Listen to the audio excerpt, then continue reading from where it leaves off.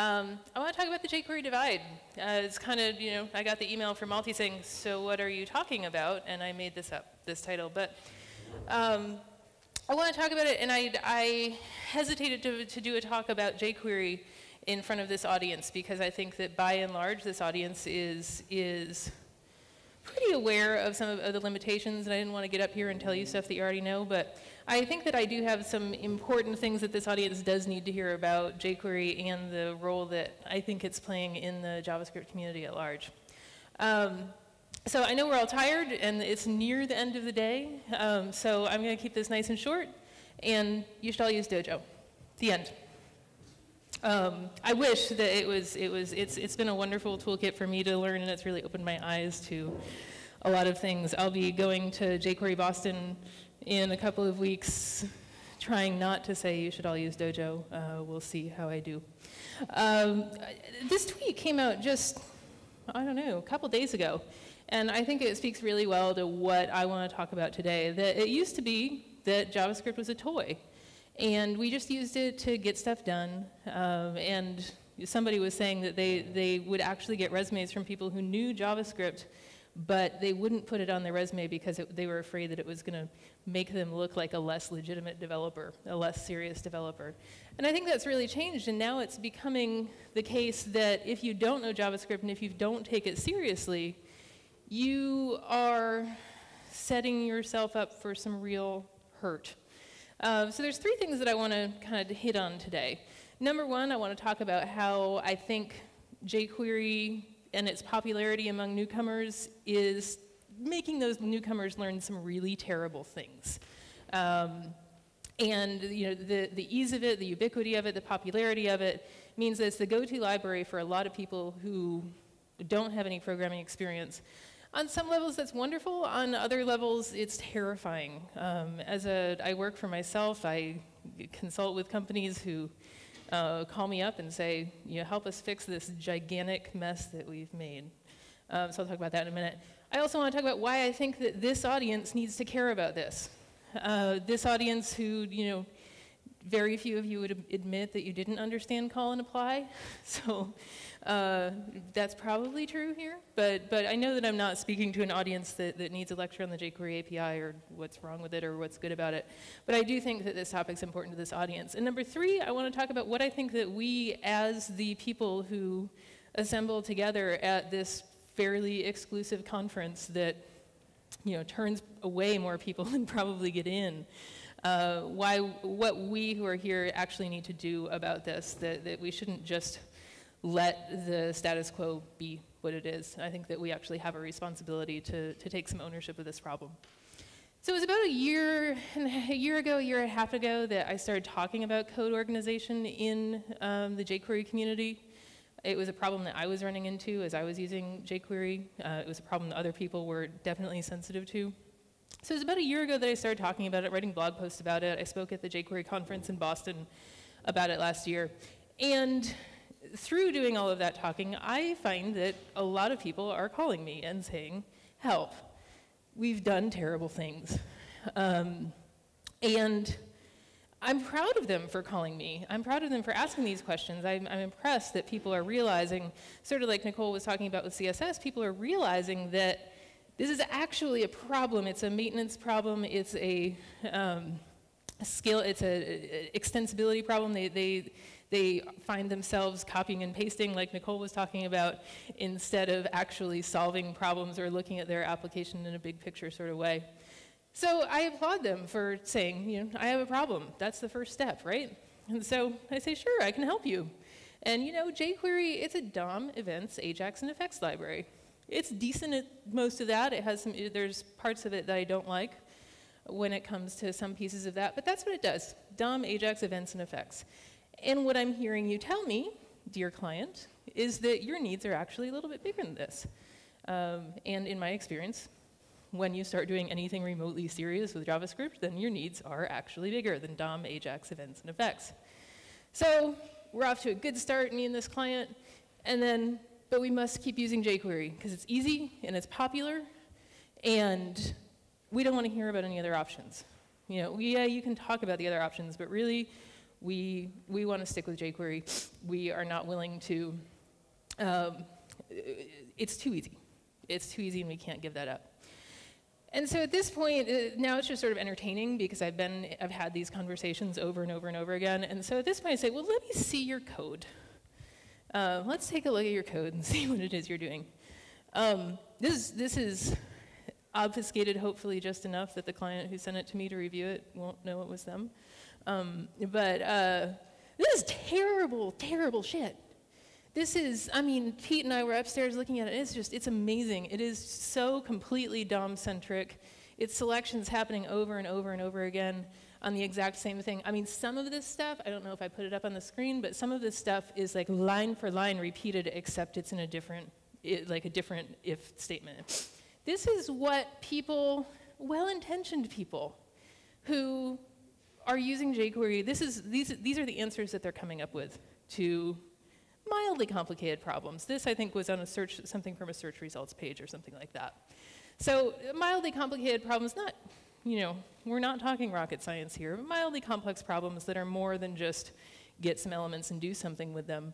But they're still approaching it as a get some elements and do something with them kind of problem, instead of considering how to actually architect their application.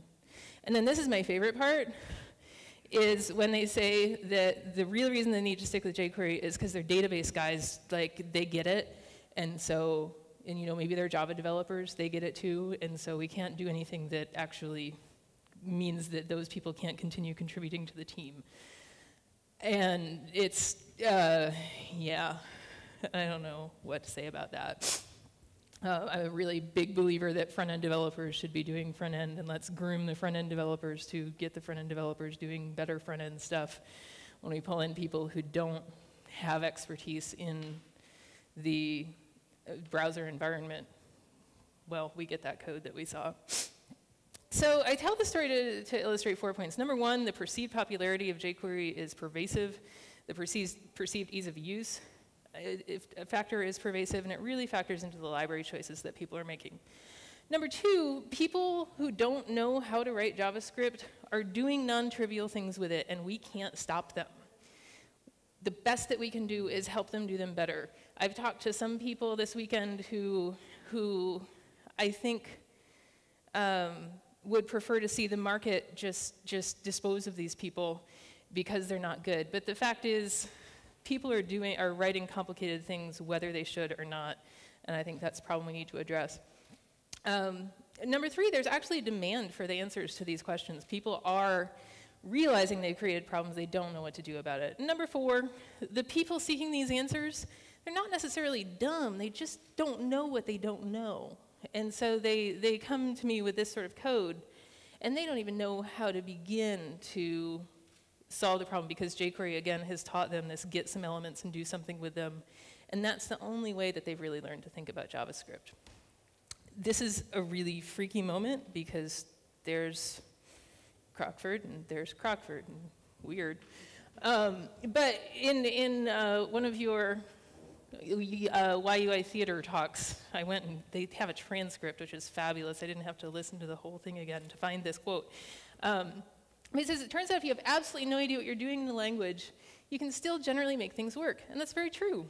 And I know I personally, that's kind of how I got started with this, and I'm embarrassed about it a little bit.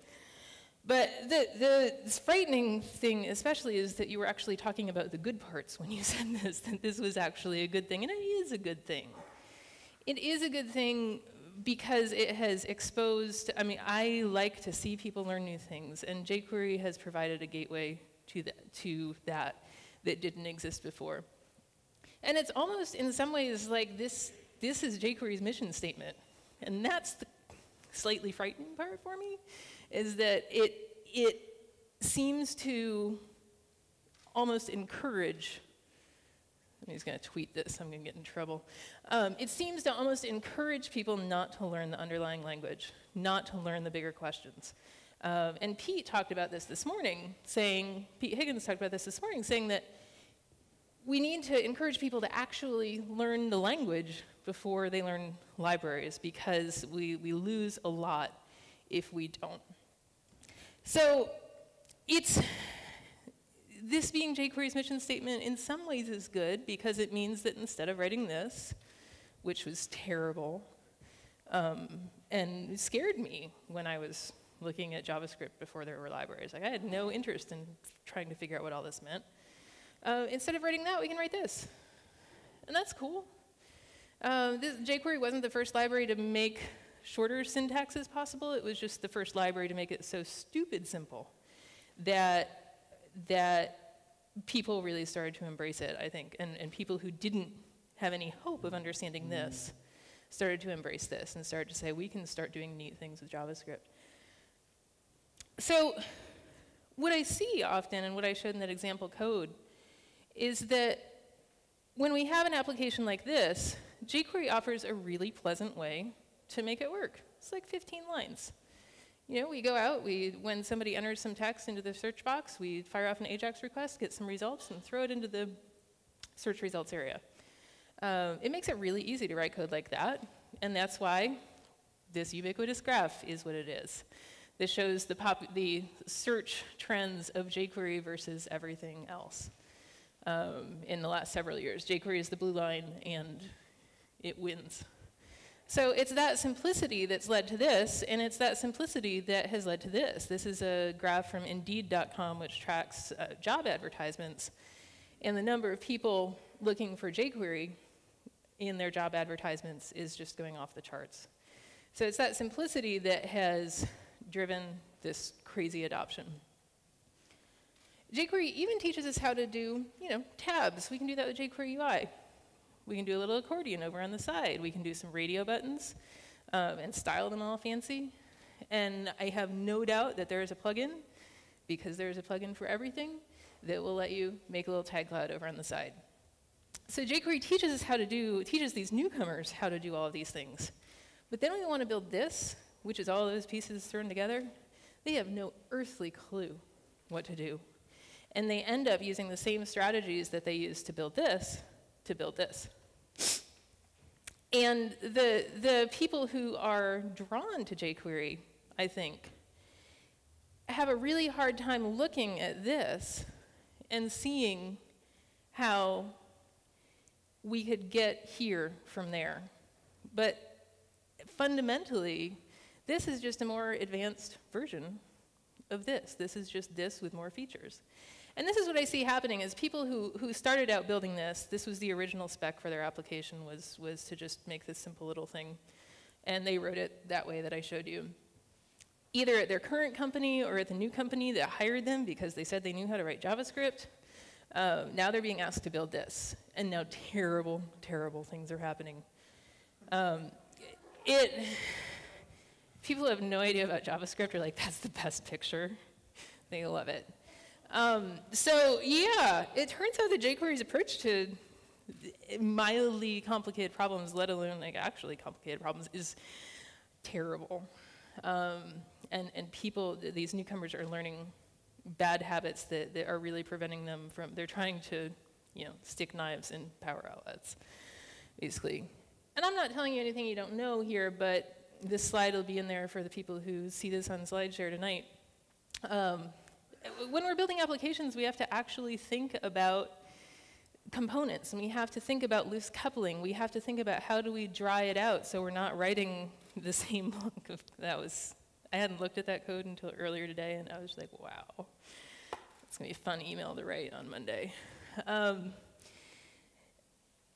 We have to think about components that work with each other without depending on each other. We have to think about how can we dry stuff out. We have to think about how can we communicate between components without having them be completely tied into each other. And we have to think about how can we actually grow that simple search application into something more complicated, because that's the use case that's happening over and over and over again. People come to JavaScript to show and hide some stuff, or add a menu, or add a little bit of AJAX. They've arrived at jQuery to do that. And now the needs just keep growing and growing and growing, and at no point do they step back and say, I might not know what I need to know to do this. So here's a simple little rewrite, how we might rewrite the search results portion of that application to actually be reusable and actually be a component and not be tied into, not be so dependent directly on the input into the search box. It's obviously this in and of itself is almost as long as the simple little code for making the first version of the app, but this is where I want to see people going. This is how I want to start encouraging people to think about these slightly more complex problems. I'm not saying like that James Burke's require JS is the answer to everything. I don't want to get too much into, and this is how you should do it. I've seen lots of different approaches to this, but the main point is that we have to be thoughtful. The other main point is this scares the hell out of the client, because, and the database guy, he's like, what is that? I knew this told get some elements and do something with them, but wow.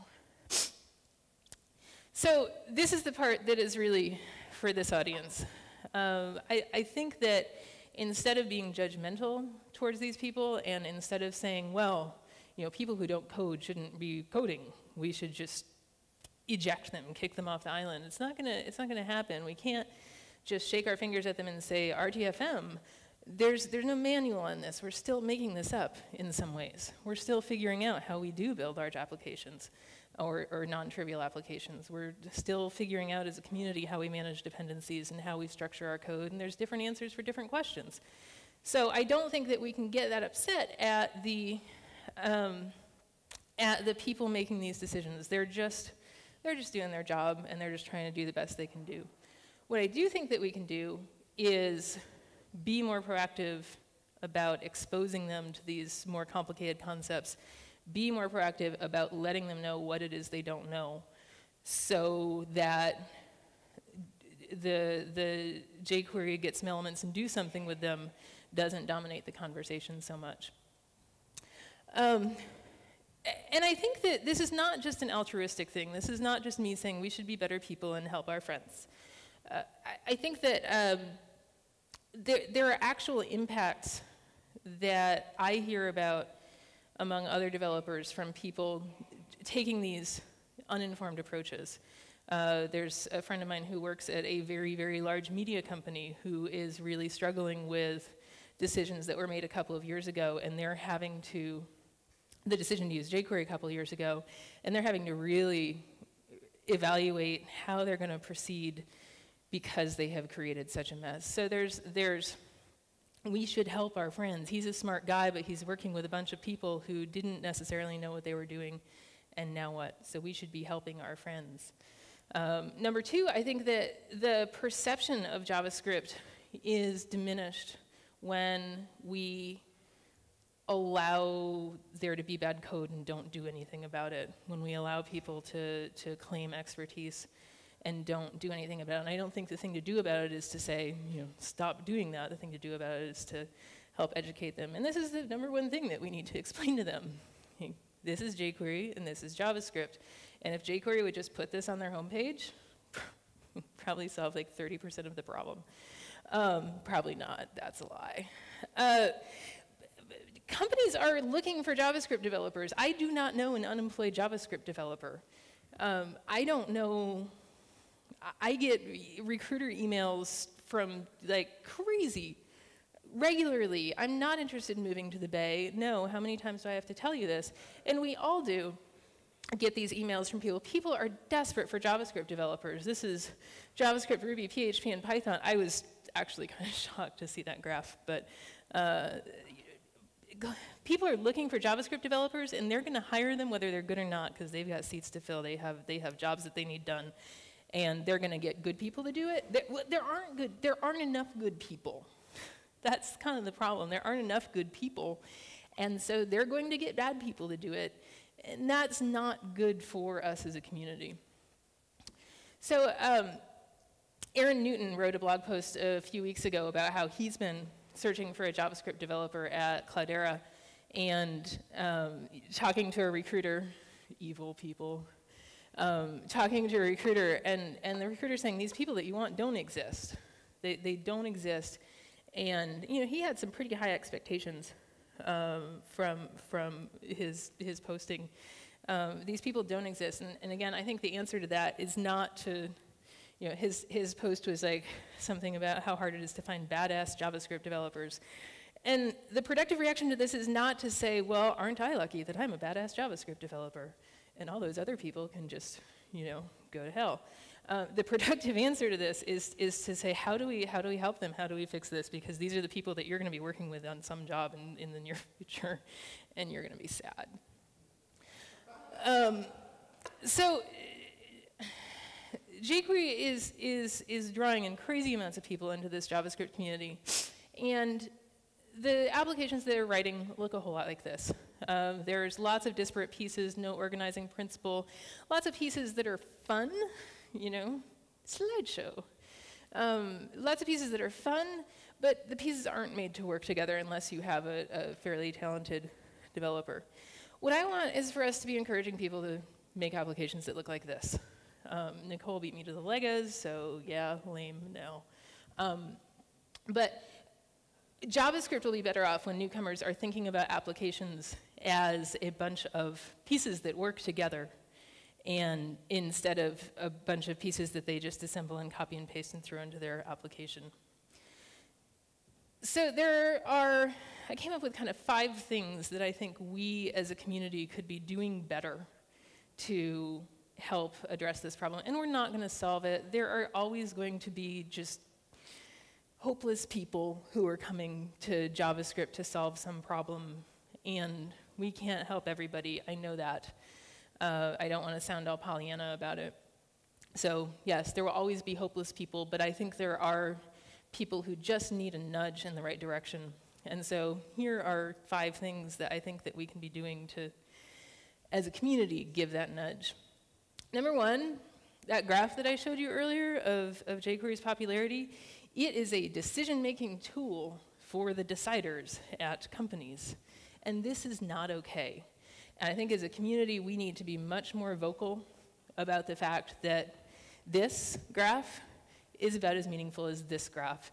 This graph compares, you can read it, never mind. So, yeah. These are both dumb. They tell you nothing. Yay, yay, porn. I tried to find a picture to illustrate that and just decided not to. You have search for food porn on Google, you have no idea. Wow. Bacon, though, figures very prominently into that. So I think that as a community, we've got to be, this is the thing that gets me all worked up, we have got to be intellectually honest when we're having these conversations about, what is the best library. There is no best library. There is the right library for your use case. There is no best library, and when somebody asks on Stack Overflow and when somebody asks on Quora, we need to be very clear about how we actually come to those decisions, that we don't come to those decisions based on a graph. And I think that when people reference the graph as part of an argument about why their library might be better than another, we need to make clear that among those of us who are actually thoughtful about this, that is not a legitimate argument. And it's not helping the conversation, it's not helping JavaScript progress. That's probably my most political thing that I'm gonna say, but I get pretty bent when I see people reference that as sort of the argument-ending graph that says, well, jQuery is clearly better. There are times when jQuery is a wonderful solution, and in the hands of good developers, jQuery can be a wonderful solution. But there's a lot more to picking a library than looking at a graph. Oh dear.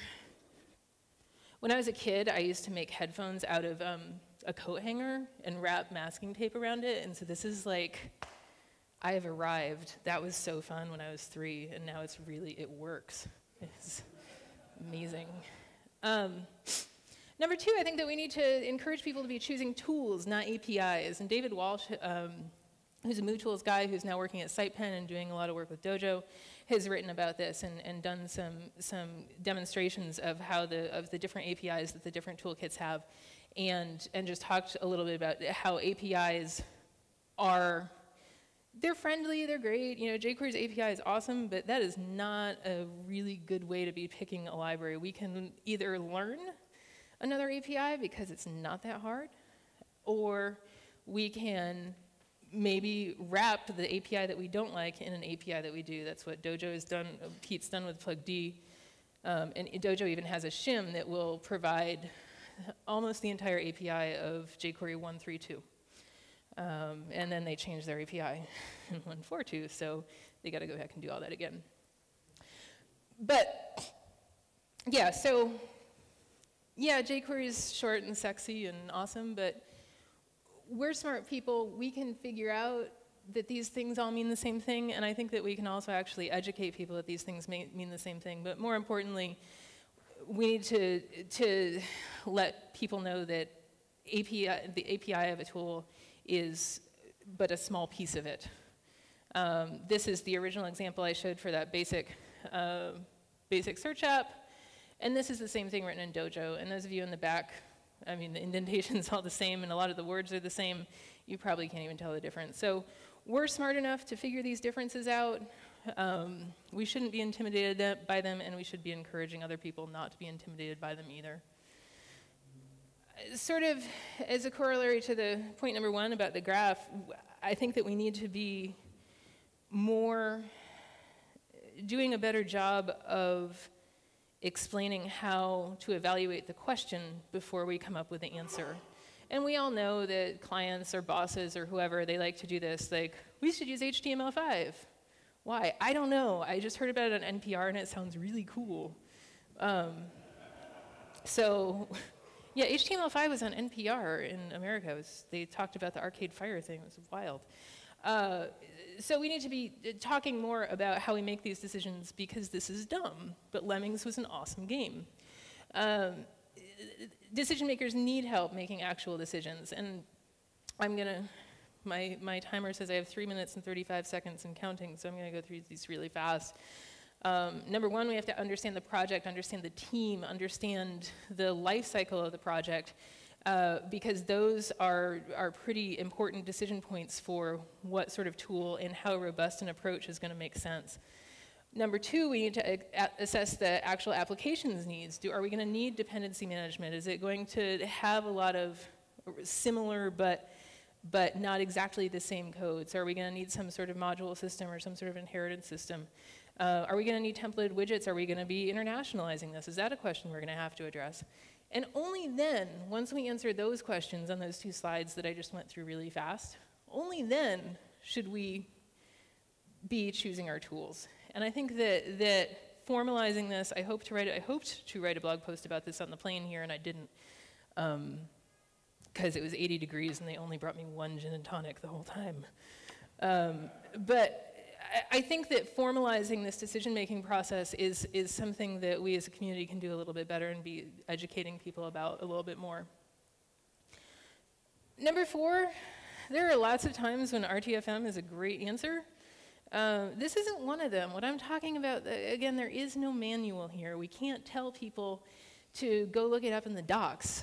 There aren't docs that give a one-size-fits-all answer to these questions of how do you structure a large application and how do you deal with the problems that you confront once get some elements and do something with them stops being effective. And a commenter on Aaron Newton's post about finding a unicorn said that, this person said it's really difficult to find good resources, and I think that they're right. And I heard another conversation just a little while ago, somebody saying the same thing, that it can be difficult to find good resources. We can't point people to the MDC. That's overwhelming and crazy. We can point people to books, but a lot of people are going to read your book and just like, I didn't know such a thin book could be so hard. So I think that we need to, this is a problem that's going to require a little bit more one-on-one or a little bit more interactive problem solving than just sending people to read the manual. And unfortunately, that was the answer to this guy, was, read my blog posts. I did it, so can you. And I think that we need to be a little bit more proactive and a little bit more sensitive to to the fact that these are challenging questions, and to the fact that different people learn differently. You know, I teach jQuery classes, and I'm always a little bit mystified, like, you need me to come and read the manual to you? Okay. You know, I could get paid for that. But I have to remind myself that different people learn differently. And so we can't just dismiss them and say that this is their problem. I really do think it's a problem that we as a community need to address. 21 seconds. Fifth and finally, I think that we as a community have been struggling with these questions and these problems for a couple of years, and some of us are solving them really well now. And we, as you know, much guilty pleasures we might get out of making people suffer through the same things that we suffered through, it's not nice. We shouldn't make people suffer through the same discovery process that we did of what these big questions are. There was a time when DOM, Ajax, events, and effects were the big questions, and those you know, jQuery was absolutely revolutionary for the fact that it helped solve those so cleanly and pleasantly. Those aren't the big questions anymore. Various libraries have solved them in various ways. We need to be talking about now what are the bigger questions. And so some things that I'm trying to do to address this. Number one, someday we'll make a new jQuery. I swear to God. Paul says yes. I think that was a real success. We put out about 18 episodes of a podcast talking about jQuery and front-end development, and I think that it did a really good job with humor and singing and stupidity, talking about some of the more advanced questions that we might want to that we wanted people who were writing jQuery to be dealing with. And I mean, that was fun. We drank and swore and made up silly songs. So this doesn't have to suck. This can actually be fun. Number two, the jQuery team put together a conference in Texas, United States, in June. And that was another effort that I think was successful in making people like Doug Crockford and Pete Higgins and Brian LaRue and Tom Croucher, making them available to an audience more diverse, less skilled than this audience. And I think that's an important thing to be doing, making sure that people have access to the smart people in the field. This is great. JSConf is amazing, and I feel really lucky to be here, to be part of this small gathering. But I think that as a community, we need to be doing a better job of reaching out to the people who aren't as tuned in, and so they don't know that they have 8 minutes to buy a ticket before they're all sold out. And there's other good resources. Microsoft Script Junkie, as much as I mock it, is actually kind of a useful resource for reaching a wider audience, and so I applaud them for doing that. I wish they had comments. That would be nice. And people often ask me, like, so are you saying this is jQuery's fault? No, this is not jQuery's fault. jQuery is an open source project with limited resources, a small dedicated team. They're doing the best that they can. There are things that I may wish that they were doing differently. If time and money were no object, certainly there are things that jQuery could do to address this. But I think as a larger community, it's up to us to be grateful to what jQuery has contributed to the community, be excited about the fact that it's bringing ridiculous numbers of potentially good developers to the community, and then take them by the hand and actually make them good JavaScripters. The end.